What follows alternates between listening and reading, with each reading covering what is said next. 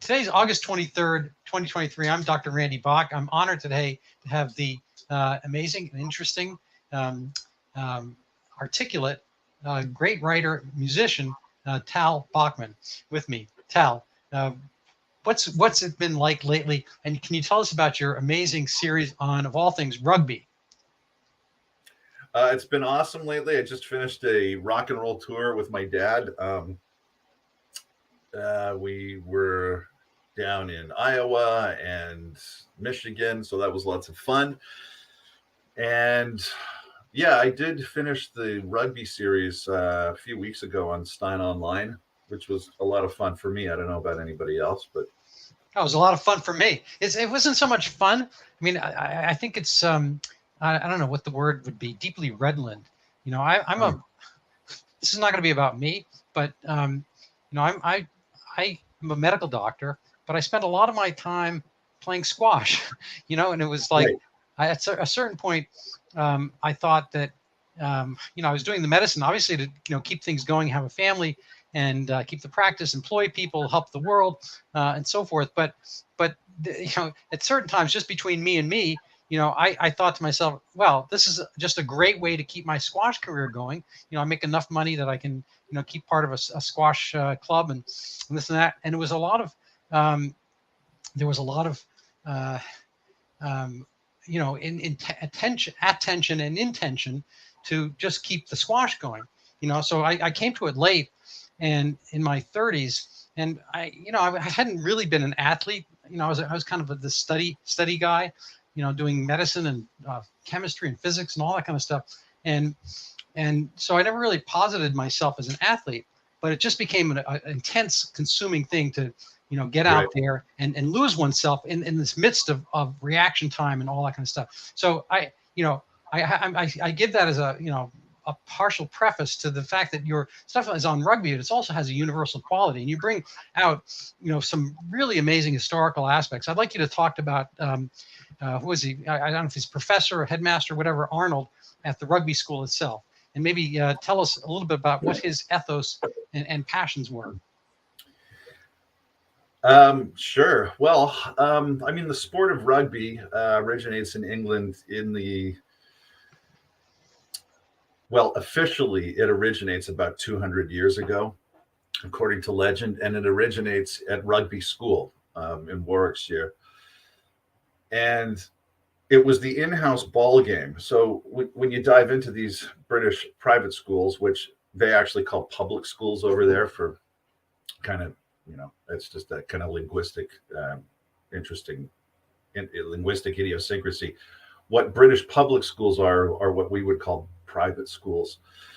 Um, I mean, that was the in-house ball game in some form or other for the previous couple of centuries. In fact, rugby school was founded by Queen Elizabeth the First's official grocer, so it had been around for like a long time. And so, in the what year was it? 1828. Rugby school is on the decline. In fact, a lot of those schools are on the decline, and the board decides to look around for a new headmaster. And they get a bunch of applications, and one of them is from a young fella named Thomas Arnold, who comes with, well, he had bumped around a little bit as a private tutor, and I think he had been a headmaster at a small school, but he came with a glowing recommendation from one of his uh, professors at Oxford. And so the board took a chance and hired this young guy who I think was only 32 at the time, had a wife and a little family. He shows up at rugby school, and by the standards of his time, he is a radical innovator. Um, I mean, another thing that you notice when you dive into the history of British private schools is that certainly in that era, I mean, they seem so bleak, a lot of these places. I mean, there's floggings and bullying, and it just seems no good. And he shows up with all of these great new ideas that have never been tried before, but which he feels sure will work. He's also a very sincere Christian.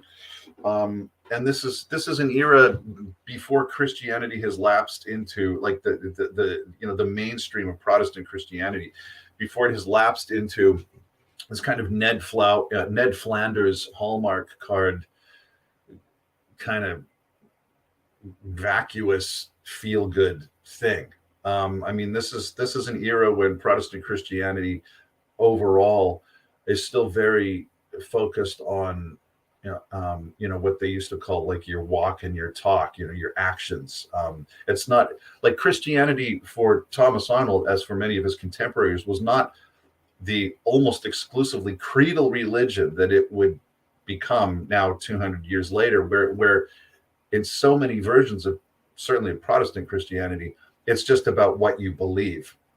For them, it's not just about what you believe, it's about how you act. So there is something like an ideal Christian gentleman, and one of your main tasks on earth as a disciple of Christ is to come to embody that. So it's not that it's cookie cutter, because everyone has their own strengths and weaknesses, because God has distributed different talents to different people. It's that with what God has given you, you have a duty to become, to fulfill your destiny. And in Thomas Arnold's world, the paragon of manhood is like the Christian British gentleman. And so he wants the boys at rugby school, who range from, I think it's like a 9 or 10 to 15. I mean, you're young guys. He wants to create those sorts of citizens. I mean, not only will they be worthy disciples of Christ, but they will be co-builders of the greatest civilizing force on earth, which for Thomas Arnold is the British Empire, right? It's anti-slavery, it's rule of law, it's ordered liberty. In his mind, as in the minds of so many of his contemporaries, it's the pinnacle of civilization, the British empires that then exist. So he shows up at rugby school as the new headmaster in 1828, and the in-house ball game exists, and it's this raucous affair where every boy in the school is out on the front green, this big kind of open space, which is still there if you go to the campus. And it's just, I mean, it's one ball, two teams. There's like 150 guys out there, kids out there. They're all kicking at the ball and trying to kind of advance the ball across a line at the other end of the pitch, as they call it. And somewhere, at some point during Thomas Arnold's tenure as headmaster, passing enters into this in-house ball game.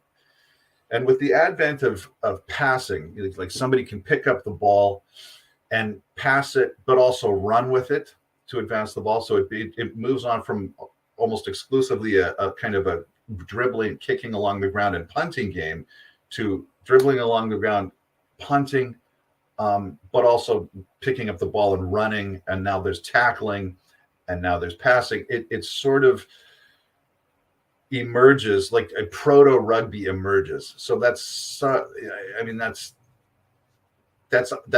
according to legend, that's 200 years ago this year, right? So that actually predates Thomas Arnold's arrival, but like the best historical accounts, the legend predates his arrival. The best historical accounts say that rugby actually became rugby while Thomas Arnold was there. So anyway, I wrote this whole series about it, and I incorporated a few recollections of my own experience playing not so long ago. I mean, my last game was the last game before the COVID lockdown, so it was like December of 2019 or something, late November. And that's a bit of the background. So that's what interested me about your story is kind of the dual aspect of it, kind of the external application of a guiding principle, to take basically order out of disorder. There's the rugby game, and there's all this mass movement and so forth, and to take that and turn it into what you call muscular Christianity and kind of the ethos and plan for man, and then actually kind of on a personal basis how it developed for you and what that moment is. It's kind of like there's a kind of a internal out, external aspect. I mean, I studied chemistry, and I was amazed, at various points to learn about polymers. That you take a little hexagonal tile, basically a benzene ring, and you can make polystyrene out of it. You can make big things. The big event, much like with crystals, crystals have an order that reflects in its external order. So when you see a diamond, that ordering that you see of the facets of a diamond is actually happening on a molecular basis or an atomic basis between the carbon atoms and so forth. So without getting too diffuse about this, in a sense, what's happening kind of on the molecular level is you're playing rugby. So you're banging against people. And so it's a very messy object. But on the external level, that's taking you someplace else. That's taking you and making you into a man. I think you actually do an interesting job of finding, kind of going down to this, atomic level or pattern level of the benzene ring, and then have it be polymerized into something that's bigger, creating this fabric of camaraderie with the clubs, and kind of the respect for your enemies and so forth, your combatants. And then, it's a forging process. To get back to chemistry, you make steel by forging it and annealing it and having it mixed with other, like metals and so forth. I find it fascinating that you are able to bring so many different levels of integrity, I guess, to and from the sport. Can you just talk a little bit about your own kind of personal annealing process? What it's like? It's easy to like talk about rugby, but it's a physical thing. Do you break your fingers? Do you break your bones? I mean, do you still feel that way? If you have your shoulder dislocated or if you've tumbled on and been concussed, how is that in process for you?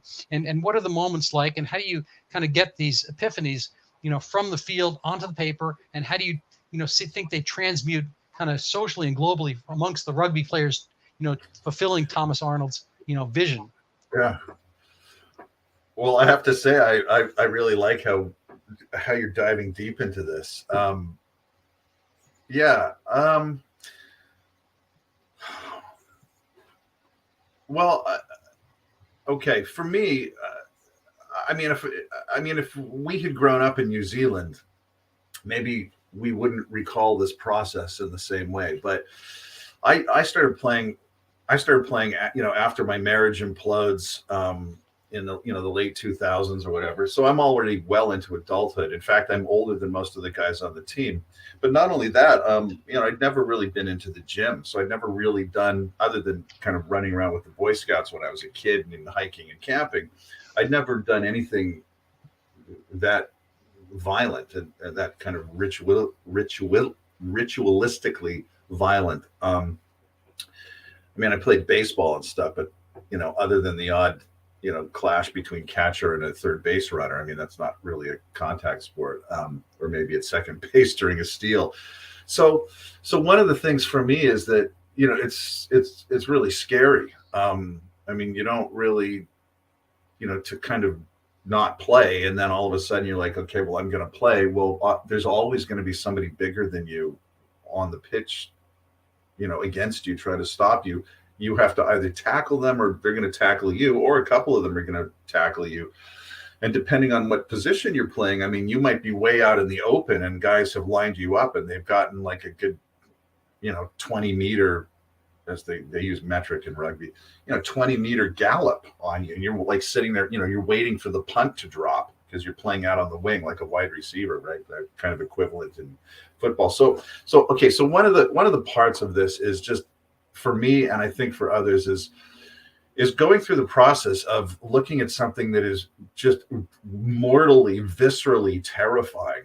Just the there's no other way to put it, just the terror of being completely crushed, and it hurts, just like instant pain, or like having something broken, breaking an arm or something, and you're like, this kid doesn't really make sense. But one of the parts of that process that you were alluding to is that step-by-step journey through all of that, that psychological process where you're actually preparing yourself in every different way to enter the lists, as you might say, to actually just get in there and play. And the moment that you do set foot on the pitch for the first time, then your size, your age, your race, anything else about you completely dissolves for everyone else on your team, because you're there with them in a kind of simulated combat. Well, it's actually not simulated. I mean, it's like athletic combat. So, and that's just the first part of it. Like, you've gone through that process where you've prepared yourself physically so you can add value, you can help your team win, but you've also gone through that process of overcoming this terror, this just paralyzing fear. So that in and of itself has placed you in a fairly, unusual and small fraternity. So now all of a sudden, before you've even really done anything, before you've even gotten smoked for the first time, you're kind of part of a club, right? And you all earned yourself there, earned your way there. And then you go on, and you learn how to excel together and, work together as teammates on the pitch and off, because you're always kind of scheming about, new ways to play and how we're going to take care of this opponent next week. So, you're always kind of talking about it. And then on the field, of course, there's a lot of chit chat.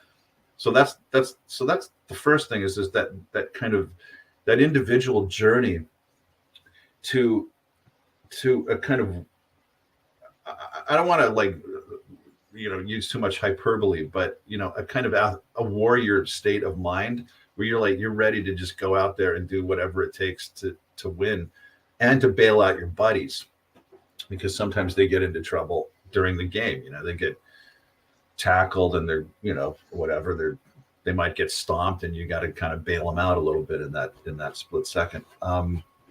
I mean, the second thing too that's interesting about this is that you've got 15 individual agents on a team. They're opposed to 15 other individual agents on a team. As you pointed out, like the opportunities for just total chaos are just astronomical. So one of the other cool things is that at a group endeavor, but it's like multiple layers of group endeavor, because it's you and the guy next to you. But now it's the third guy that's kind of in your little pod as you're kind of there on the pitch. And maybe it's the 4 or 5 guys around you. And ultimately it's all 15 of you.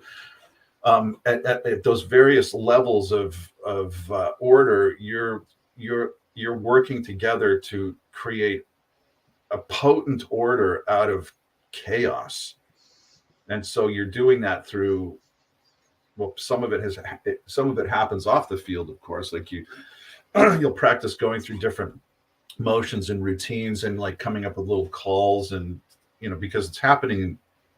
I mean, the flow there in rugby is, of course, it's very much unlike football, where you have stop-start, a kind of stop-start thing, right? You run a play, the play is blown dead, and then you get back into a huddle. Well, rugby, it's just ongoing.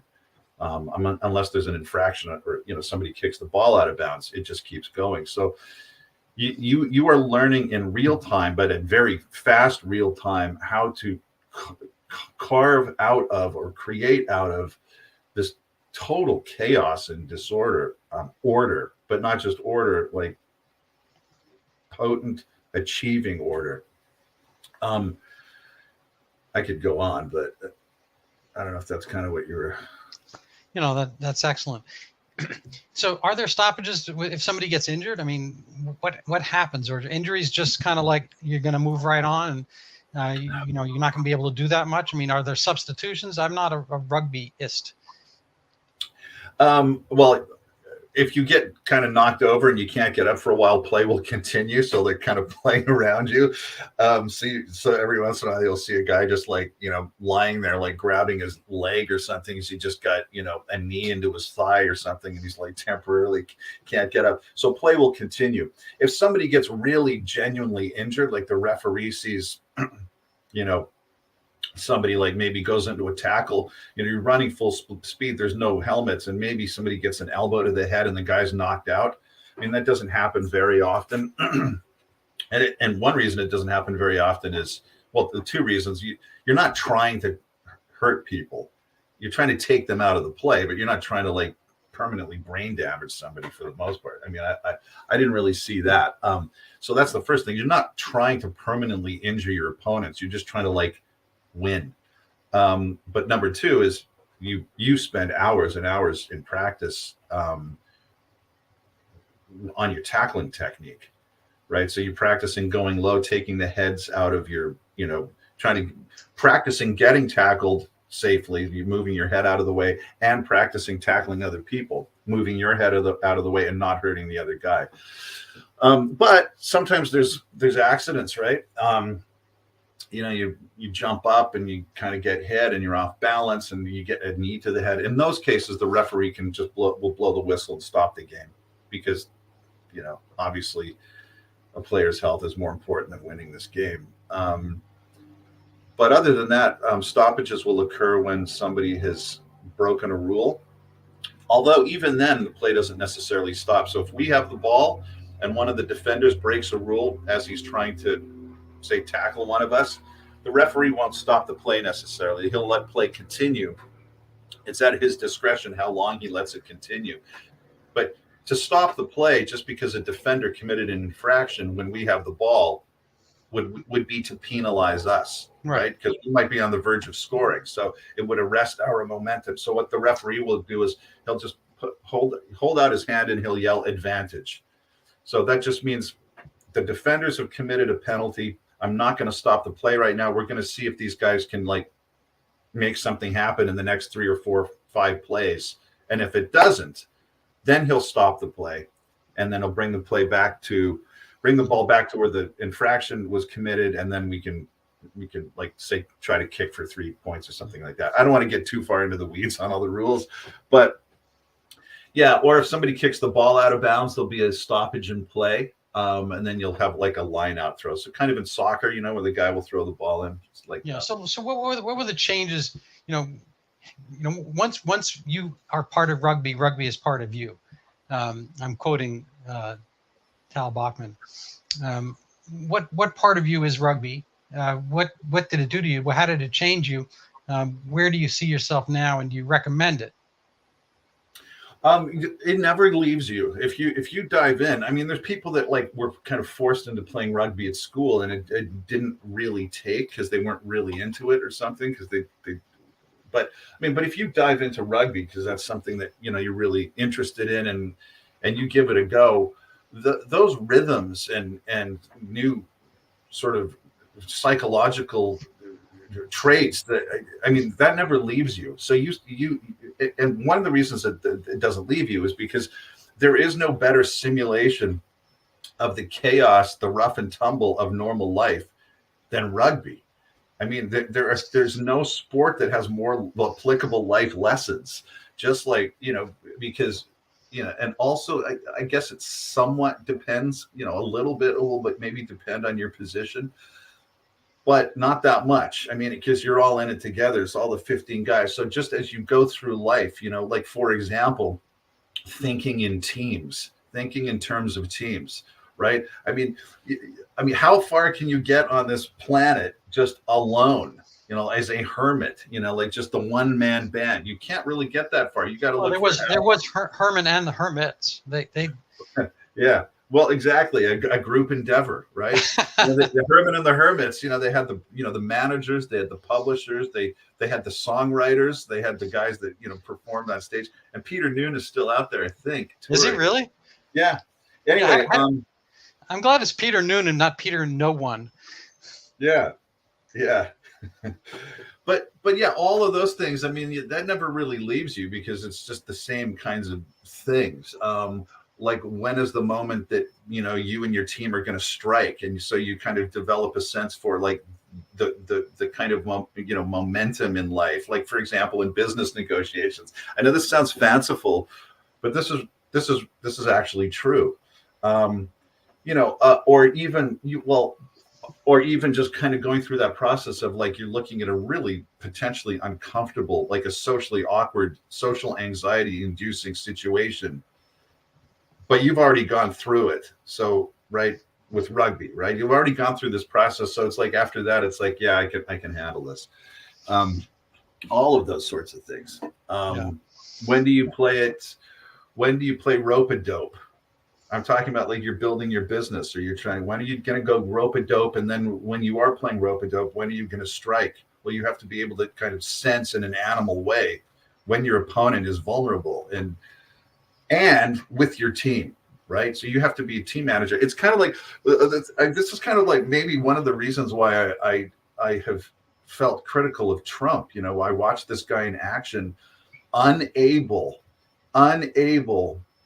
to put together a team of like-minded warriors, unable to keep them together, unable to keep them motivated, unable to kind of to lay out plans and stick to plans and adapt where necessary, of course, while keeping your team intact. And of course, there's this kind of telescoping aspect to all of that, where you might be the captain, but you've got your right hand man, and then you've got like your little bit outer circle, and on and on and on it goes. And it was frustrating for me to watch Trump. Not that he had no successes, but that he missed opportunities because he wasn't able to, as I say, think and act in teams. And here's the thing that I came up with on my own when I was playing. Is this, and this is like a good slogan for life, but so I'll share it with your viewers. Here it is. It's Bachman's first rule of success in life. Good teams beat great players. Right. Okay. Good teams beat great players. So you're up against a team. They might have the greatest player in the league, but if they're not playing as a team, they're not. Yeah. No, I think Mike Trout understands that. Yeah. Yeah, I mean, the Angels have two of the greatest players literally in history, possibly the number 1 and 2 best players ever. Literally, and can't put it together. Like, I mean, I don't know what happened I just got off this tour, right? So I wasn't really following that closely. What Ohtani's up to 40 something homers though, right? Yeah, he's up there, right? Like 40. Yeah. Okay. Yeah, the two greatest players, and they can't friggin' put it together. But think about like a team of like, let's say like you're starting high school freshman team, your best 14 and 15-year-old kids. It's 5 basketball players, and they're going to play against Michael Jordan alone. The team is going to win. I mean, they could be up against Michael Jordan in his prime, Wayne Gretzky in his prime, like 5 teenage kids against one guy. He could be the greatest guy in the world. They're still going to win. There's like 5 of them. So all of those kinds of things. So, I mean, that was just one of the many ways where I just watched Trump in those 4 years, which he's never going to get again. He's never going to win re-election. Just thinking, yeah, okay, well, you got a bunch of cool stuff done, but you would have gotten a lot more done and also won re-election if you had whipped your people together. Well, I think for all intents and purposes, he had his re-election grooved, and I think he was sabotaged. That gets a whole another can of worms and multiple cans of worms. I think he had a good economy. He had low unemployment, and I think he was purposely misled on coronavirus, and Jeffrey Tucker brings it up. I don't want to get down too far this rabbit hole, but between March 9th and March 11th, 2020, his tweets, now that we can see them again, his tweets vastly changed. He was basically saying it's a cold, buckle up, you'll survive. It's be tough, muscular Christianity, if you will. And then on March 11th, he was like lockdown. I think he was fed, misinformation about that this was a Chinese bioweapon, and the dates coincide with the National Defense Council and meetings and so forth. Dr. Fauci, I think they went with the Chinese narrative because the enemy of, I think there was basically kind of a sedition in ignoring the Diamond Princess open source, clear data that this was not that dangerous, and going with the PRC's take on matters. And China wanted to get rid of Trump, and so did they. And I think he was the real virus. I agree with you that he's not, like all of our leaders, he has his failings. He did better than President Romney, by virtue of becoming president. So there's you have to be there. He did better than President McCain. No, sorry to interrupt. He ran a brilliant guerrilla campaign in 2016, for sure. Yeah, and they weren't going to quote The Who, they were not going to get fooled again. This happened to Scott Brown in Massachusetts. You remember that election? That was the Obamacare election, and somehow Scott Brown won this open. I think it was the demised Ted Kennedy seat, and they weren't going to let it happen again, and they didn't. He did not manage to come back, for his non-special election. And so the Democrats, they don't have any problem with team sports. They don't have a genuine leader. They're an amorphous, they're the blob, and they don't have great ideas, but they manage to, they're good at cohesion. And so it doesn't really matter about which or about whom they cohese. And Republicans, it's like herding cats. All the Republicans are, they're more independent minded. They don't like Groucho Marx. They don't want to belong to any club that will take the likes of them as a member. And it's tough for them to form, coalitions or to listen to anybody else. So it might be part and parcel of that problem. Yeah, maybe. I mean, ultimately,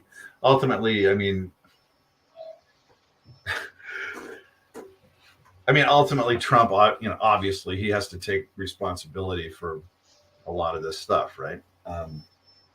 It's not like, as you pointed out, it's not like there wasn't information available early on to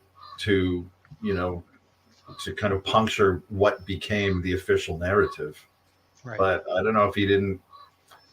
I think he had kind of a generational respect for doctors, and he went along with what the experts said at that moment. He was, speechifying and so forth. Had Dr. Birx and Dr. Fauci. Yeah, I don't think he realized what snakes they were. Later on, he got Dr. Scott Adamy. A lot of these doctors are being promoted up. They're kind of the watermelon seeds that get pushed up, but by institutions that are very much lockstep in promoting, a left of center cohesion narrative, socialism, and so forth. And they're very bureaucratically aligned. I would say, they're following orders. It's kind of militaristic, like an organizational. Yeah, I guess so.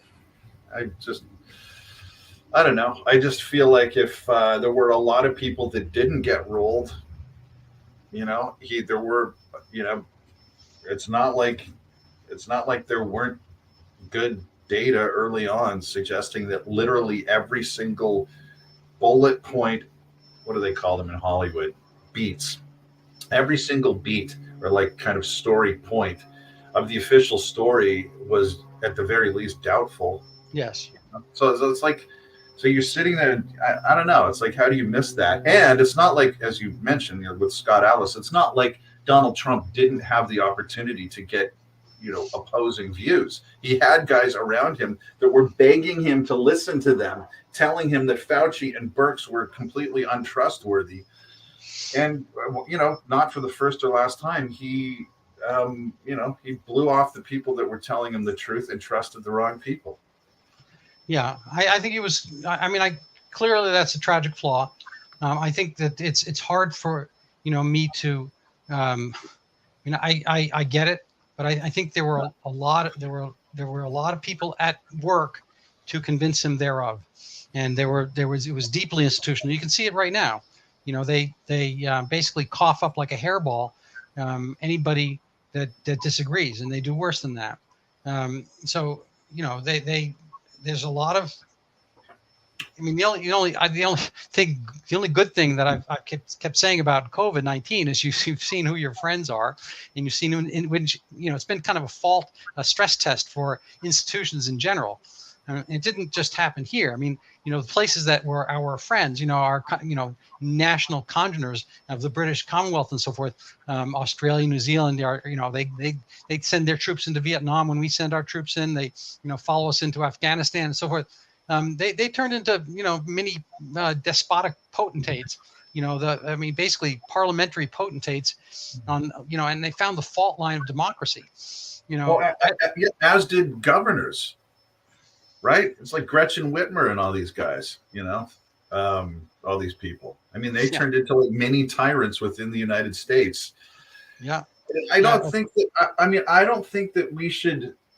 Okay, I know. Let me do just on this point really quick. I mean, we tend to evaluate people in terms of like their performance against an ideal, like what we think their performance should have been, and then of course the other way of assessing them is relative to their to flesh and blood other options. So there's Trump versus Vivek or whatever his name is, and DeSantis and whoever else is going to throw, whoever else is running, who's better and everything. And then there's kind of like, was this behavior did President Trump, behave on whatever issue in a way that he should have, sort of independent of what the other options were.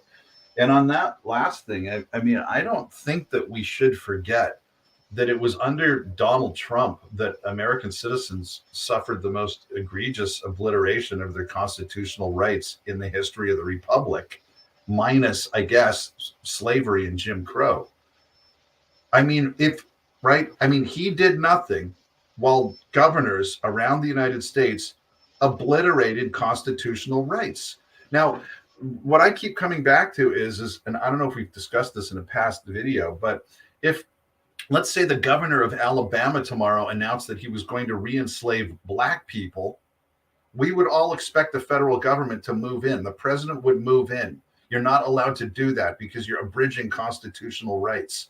And what is a president? Well, everyone sort of thinks about this, thinks of him as like a super legislator or like a monarch or something. He's first and foremost a law enforcement officer. That is what the Constitution says he is. He is the chief federal law enforcement officer. He swears an oath to uphold the Constitution and federal law. And that's what federal agencies, executive branch agencies, do. They are all like emanations of a president's federal law enforcement authority, and not just authority, but obligation.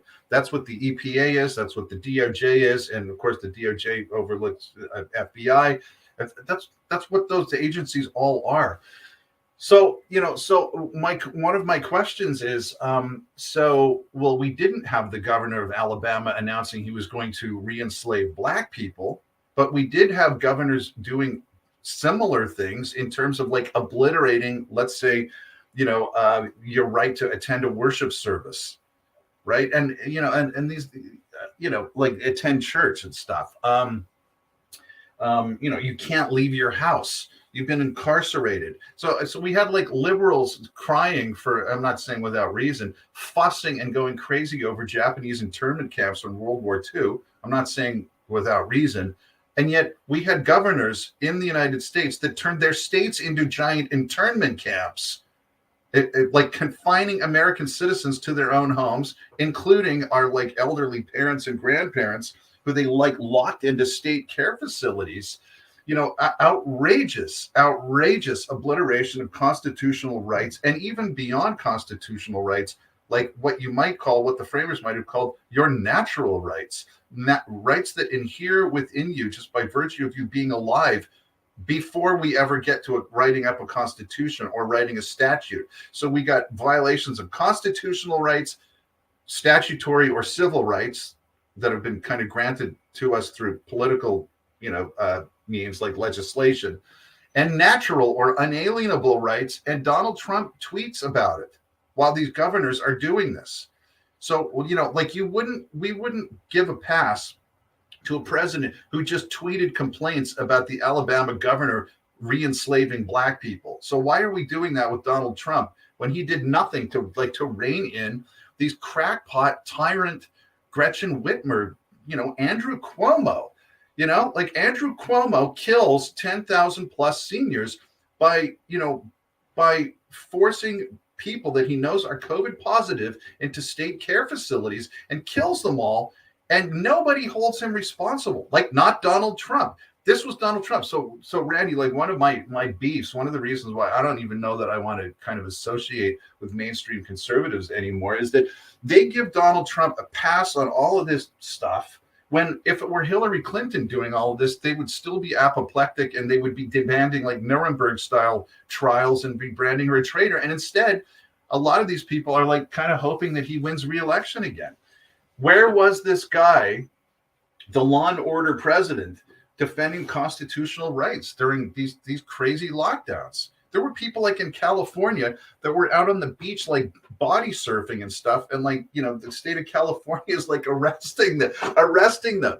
Now he would say, all of his defenders say, well, those were state matters. My retort is no, they're not state matters any more than like the Alabama governor situation would be a state. That we sorted that out after the Civil War. That's what the post-Civil War constitutional amendments dealt with. They extended those protections. You know, that basically those amendments said states can't abridge these basic rights. So, like, you know, well, like, where was the guy? He's still defending his record on this stuff. He's still defending like Operation Warp Speed, and he's still saying things like, well, I was never in favor of lockdowns. And it's like, yeah, well, but you didn't stop them. You didn't use your executive branch power, defender of the Constitution, to stop governors from like Andrew Cuomo murdering people in the name of public health. I mean, how that is like Soviet Union level shit. In the name of public health, I will kill you. I mean, that's basically what Andrew Cuomo said, and he got away with it. No one is going to hold this guy responsible. Well, I think it's happened under a Republican president. Points well taken. I'd have to go back look over the historical record to see, you know, what his statements were in the interim. I think he had a difficult hand. There were riots in the summer of 2020. Yeah, because he didn't stop them. No, this was a state by state thing. And I think there was a play, you know, to keep the federal government with a small footprint or, you know, I think he thought that would be interpreted as the federal government overreach. And he wanted to, Of course he did. Of course he did. Who cares? That's your job. You have Soros-funded insurrectionist rioters going nuts, not for like on a bad weekend, but week after week after week after week for months. And the Democrat governors are protecting them because they're all on the same team. So we have true, literal insurrectionists, rioters being protected by Democratic governors who are ordering their municipal police forces, state National Guards and police forces to stand down and let these people just run riot and do what? Violate constitutional rights, burn down businesses, attack people, loot, steal private property. So private property rights are out the window. And this goes on in states. And Donald Trump, we have to listen to Donald Trump tell us for months and months and months, as morale is sinking. He looks completely impotent and useless. And the entire country, the entire United States looks absolute, like friggin' ridiculous to everyone else in the world. I mean, absolutely ridiculous. No one will stop these obviously coordinated riots in city after city after city. It goes on for months. Are you kidding? And what we get to hear from Donald Trump is, I can't do anything unless these Democratic governors invite me in to kind of use the National Guard. And if they did, I could get it sorted in 10 minutes. Yeah, you don't need, either Trump didn't know that he didn't need to be invited in by governors. And if he didn't, that's almost like unforgivable ignorance. And if he did know, he was lying. And of course, he doesn't need permission, no more than Eisenhower needed permission from Arkansas to activate their National Guard to force Governor Faubus to integrate Arkansas schools in the 1950s. You don't need that. You just don't. So why did you let these like I said, these Soros-funded insurrectionist rioters literally run riot for months and months and months? And I'm supposed to just like pretend that you were powerless to stop that? I don't get it. Like, I mean, I sound like a maniac, like compared to everybody else. I don't think I'm a maniac. I think like I'm normal. This is like outrageous disorder, criminal disorder. Absolutely. No, Um, it was it's like, huge. It was. and it's like I don't want to hear a guy kvetching anymore. It's just so ridiculous. It's like the conservative, what passes for conservatism is just like kvetch culture. Everybody sits around. It's like Hannity and Levin every night, just like complaining about everything. Like friggin' do something. If he had every, I mean, this is. I know that DeSantis has run a poor campaign. He's not exactly Mr. Charisma, but he does have a point when he's like he looks at Trump and says like, why didn't you use your power and live up to your obligation to stop some of this stuff? And there's no explanation from the Trump campaign. Yeah. I think I don't want to just kind of dig a ditch here, but in his defense, I think it was hard. The society has been very good at kneecapping anybody who puts Trump on his resume, and they criminalized being part of the Trump administration. And I think there's probably a fair amount of magnetic kind of repulsion effect that people did not necessarily band to help him. I also think that he's a loner in the sense that he keeps his own counsel and makes his own decisions. And I to your point, I think that all of us are generally smarter than any one of us. And I think there were faults, and he did come around, but there was a timing error, and I'm not sure whether he could have done anything to the real tragic flaw here, which was this mass mail-in balloting, which caused the harvesting, which caused even pre-election his ultimate demise, and that allowed them to sequester Joe Biden. But on a pragmatic basis, because I do think that it's not just gender that's binary, it's politics that's binary. It comes down to compared to what. So it depends. I'm happy to have a Republican primary and try to figure out the best man standing, and/or a Democratic one to see if RFK Jr. can put any kind of like threat into the establishment. But I kind of feel that it's going to be Michelle Obama marched up as kind of Obama basically a third, fourth term by then. And we're going to go into kind of a one-party state. I don't know how to avoid this once the electoral process has been polluted. I don't know. It's an unfortunate situation that they have managed, in a sense, to kind of weaponize Trump as an IED against the party potentially. I'm not saying that he's automatic to lose because I don't know the future that well, but clearly the way things are playing out, every kind of bit of kryptonite they put in his path seems to make him stronger currently.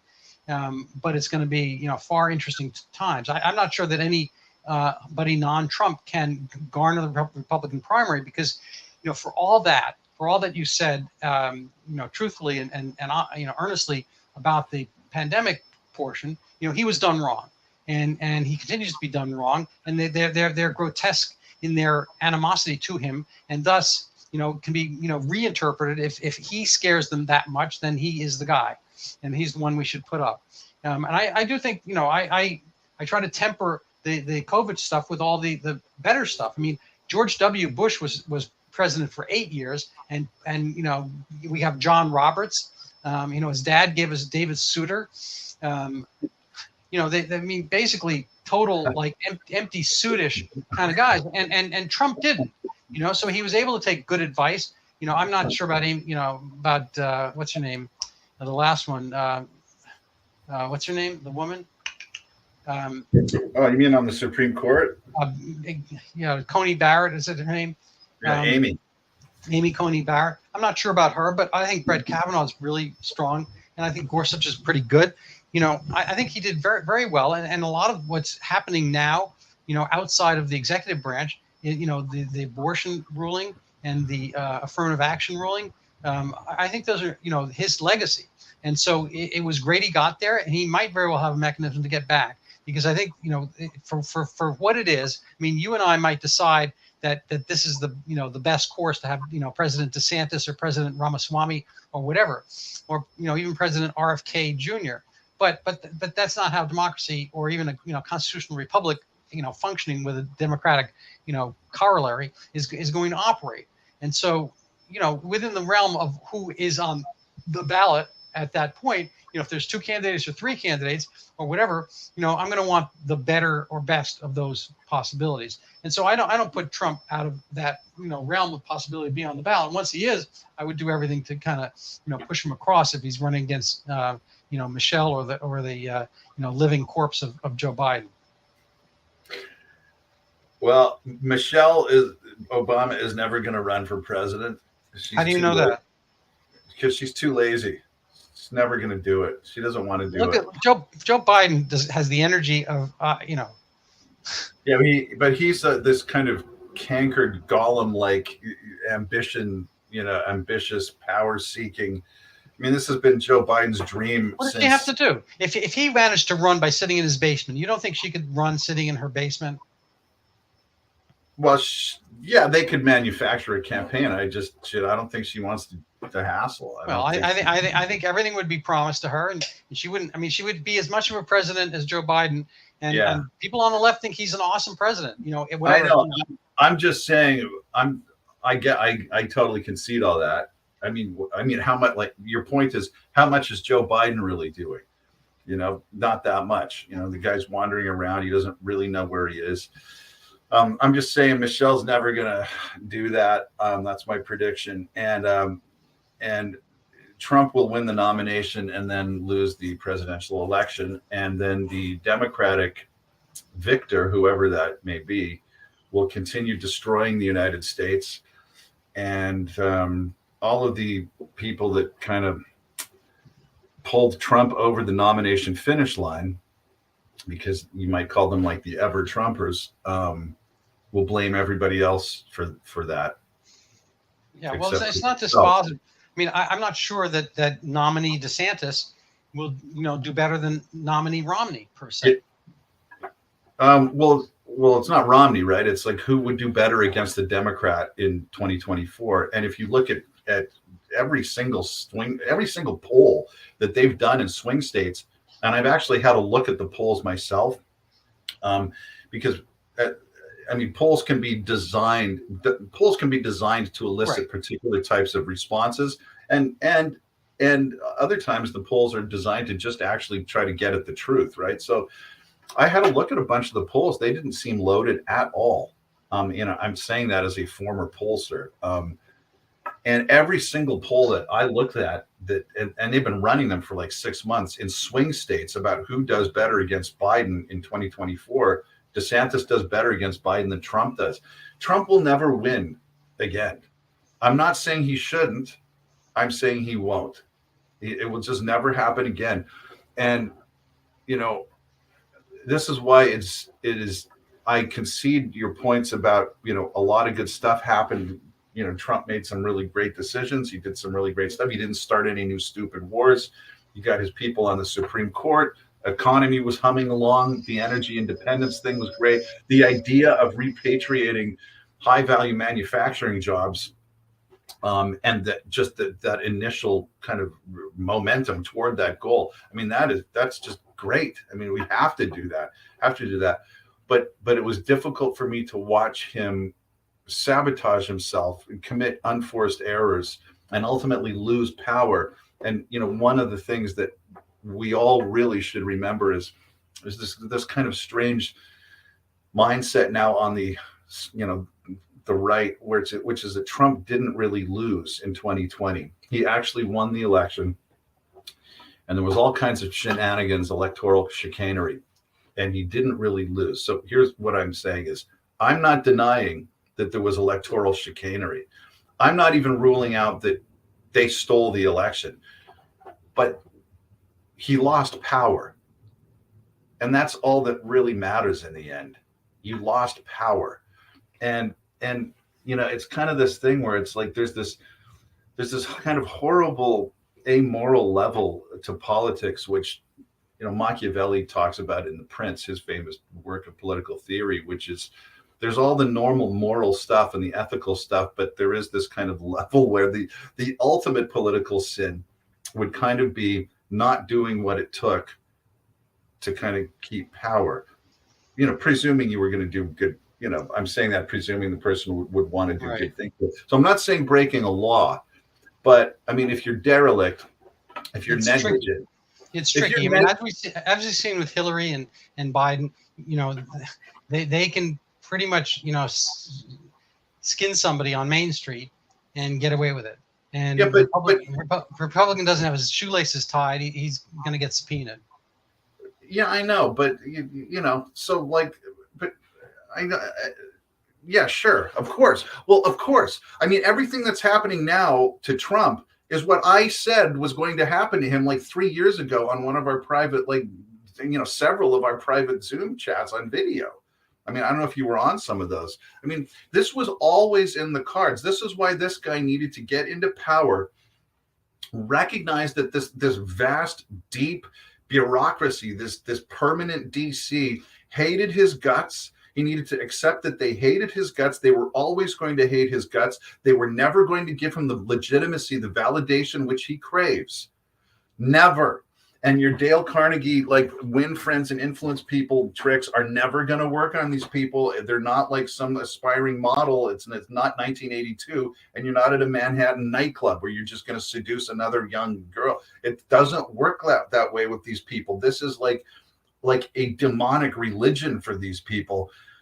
So you can't win them over. So don't try to win them over. You need to try to neutralize them. You need to reduce. You need to do whatever it takes. Who's the last president who could do that? Who's the last nominee who could do that? Who could? I mean, well, where I'm going is Donald Trump didn't really even try. He sucked up to these guys. He hired them. He's still sucking up to them. The guy's like running around with Lindsey Graham and he keeps installing. We get all of these these Trump holdouts complaining about the RNC and the establishment. Who is running the RNC? It's Ronna Romney McDaniel. Who keeps putting her into power? Donald Trump. Donald Trump used all of his clout to reinstall her over Harmeet and Mike Lindell. I mean, so we have this bizarre situation right now where the hardcore MAGA base can't, they keep cheering for Donald while they're complaining about all of these people who are the opposite of Donald, these anti-MAGA forces, like the rhinos, the establishment people, the warmongers, while Trump is cozying up to all of these people and in fact putting them in power. These are people that are they never stop complaining about Kevin McCarthy. Donald Trump endorsed Kevin McCarthy and used all of his clout to get him in as speaker. It's bizarre. It's bizarre. It's you tell people, I'm not saying we could I hate to say this about Bill Barr, but the one thing, I mean, I'm no fan of what happened there, but the one thing you kind of have to say he was on the money about was he said is if you did support Donald Trump's agenda, he would probably be the last person you would vote for to implement it, because the guy sabotages himself over and over and over again. You build this beautiful ship and then go puncture the hull so that you start taking on water, and now you're kind of going in circles and you can't get the job done. That of course leaves us with the perfect is the enemy of the good, and it's I'm not sure. I like DeSantis. He lost power. Trump got himself run out of DC. He lost power. And it's I understand, but that doesn't mean that the next Don Quixote is going to be a better iteration per se. I'm not sure who the last great battler was. Maybe Ronald Reagan, but he didn't cure this beast either. I don't know if it's possible to have the form of government we have without a responsible populace. And I mean, I think John Adams posited this, that our form of government requires basically a moral and religious people. Yeah, and this kind of comes full circle to our rugby guru, Thomas Arnold, and he would look at our country and kind of see the soy boy network that we're producing, and I don't know, I can't imagine he'd be fully happy with it, and I'm not sure that we have the nation and the spine, whatever, to keep kind of the independence in the American way that such as it Yeah. historically has been. You know, Herb Stein, Ben Stein's father, worked under Nixon, and he he has this kind of terse quote, which I like, which is that which can't continue doesn't. You know. Yeah. Well, I mean, okay. I mean, well, the federal bureaucracy was something of a fraction of what it is now under Reagan. So, yeah, I know. I guess Reagan was not like a giant, big slash and burn, permanent DC reducer, but I mean, he did have a pretty functional 8 years. You would agree with that, right? Yeah, no, that's all well Yeah, and good. he had a successful 8 years. Yeah, I agree, but it's hard, and I think people, they can't, whatever the verb for, I guess, preside as president, Yeah. fully by themselves. They have to buy in. No, that's why you need your team. You need a right-hand man who's not like a New Jersey Democrat, which was what Jared Kushner was. You need a friggin' this is what I'm saying is it's like if you're Donald Trump. I get it. He kept everything close in a certain way, and that's what's there. But he also had the warriors. But he had the cojones to run, and he had the cojones to win. And so, I admire his victories. I know. I think he would have had another one, but for this mass event, which was off the rule books. It's kind of like you and I are playing chess, and somebody blows up the floor underneath us, so we don't get to finish our chess game. I think it was not not playing by the rules. Yeah. Well, of course not. But here's the thing: is like everything I'm saying, people dismiss or tend to often dismiss because they always say, "Well, hindsight's 2020." It's not hindsight. It was visible in real time, and this is why I can't emotionally get to the place where I absolve Trump to the extent that everyone else is that wants to see America great again. Well, it's not my job. Like, it's not my job to absolve anybody per se. I mean, I'm going to be pragmatic about that. I try to pick the anyway. Well, yeah. Well, let me give you an example. Donald Trump started announcing publicly that the Democrats were going to rig the 2020 election. The earliest one I could find was like within the first year. And it might have been earlier, but he would repeatedly say that Democrats are going to rig the presidential election in 2020. So the obvious question is, well, if you were serious about that, if that's really something that you thought they were going to try to do, what did you do? What was the plan that you presided over? I agree with you. I think there's a functional. Yeah, there's a functional aspect where he'll say stuff and expect people to, congeal and carry that forward. I think it's a difficulty because it is not a federal task. I mean, the Electoral College, there was not even any direct voting by the populace for president for some time. We voted for literally for the legislature to make the electors that would get sent to Washington. There was no formality of having a national election. There wasn't the means or the kind of bureaucratic ability to hold a simultaneous election in 1792 or whatever. So we didn't have that. It was done on a much more diffuse basis and again kind of more regally, if you want to look back. So perhaps Thomas Arnold was right about the British Empire as being the pinnacle. I don't know. I don't think they did that well under COVID either. They've mutated. They don't even have the benefit of an actual constitution. They have this, I don't know, what do they call it? Kind of the living constitution. I forget what they call it. Just kind of this historical precedent. But they make their own precedents and whatnot. I mean, I don't know how. None of us get out of this alive. So I understand this, but hopefully we'll do pretty well in the meanwhile. Anyway, I'm going to round out the hour. Closing statements. Closing statements. Okay. Well,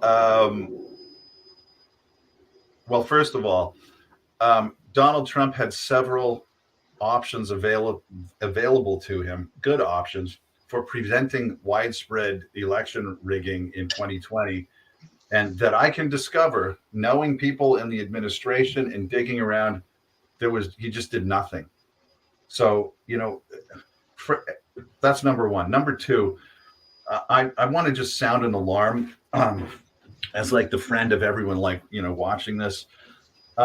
People that don't like seeing the demolition of the United States. So we'll call them conservatives because they're trying to conserve what is great about America, what was always great about America.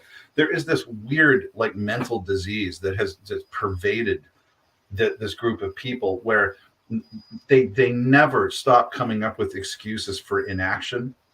Okay, there's always some excuse to not act. There's something in the Constitution. There's something here that, and is almost never true. It's just this weird inaction. It's like a rationale for cowardice and not acting, and not just getting off your butt and like coming up with an action plan and doing it.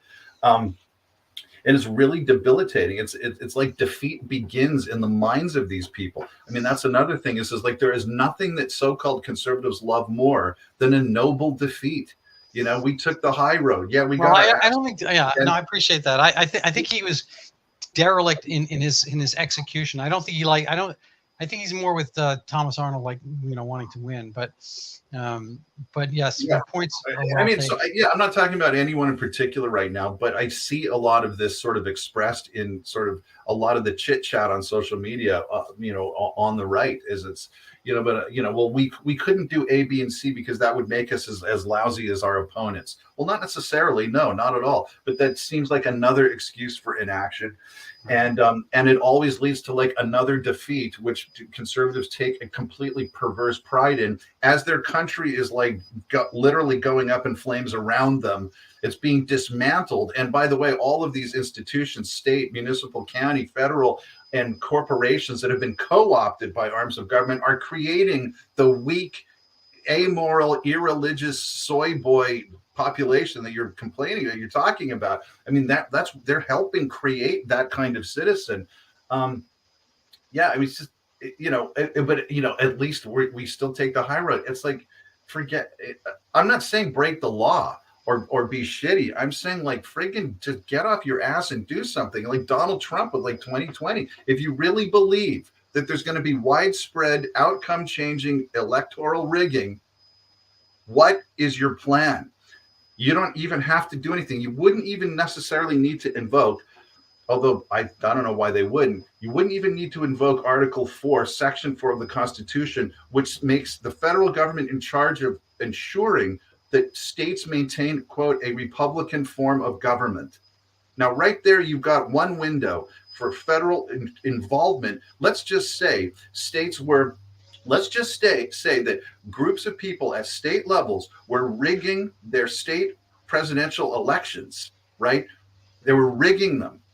Well, that's not compatible with that maintaining a Republican form of government. So right there, you have a constitutional window for some sort of, federal demand for transparency. But nobody ever talked about that in the Trump administration, nor did he even ever grab Republican, governors or state, like GOP. No, state. I agree. I think he has. He has a celebrity approach to the job, and he liked his meetings, and he likes having people applaud him and so forth. That is clearly, we don't get to build human, perfection, and so that's clearly his tragic flaw. I agree. Yeah. So, it's like in the end you lost power, so you lost. So it almost kind of becomes irrelevant what the actual vote counts were. Believe me, I have been on vote fraud since for 30 years, since I was in university reading about this stuff. What I found 30 years ago was shocking and sobering enough. And this was before a lot of the computers came in. It was like punch cards and stuff, but it was very easy to manipulate election outcomes. And I found a whole bunch of cases.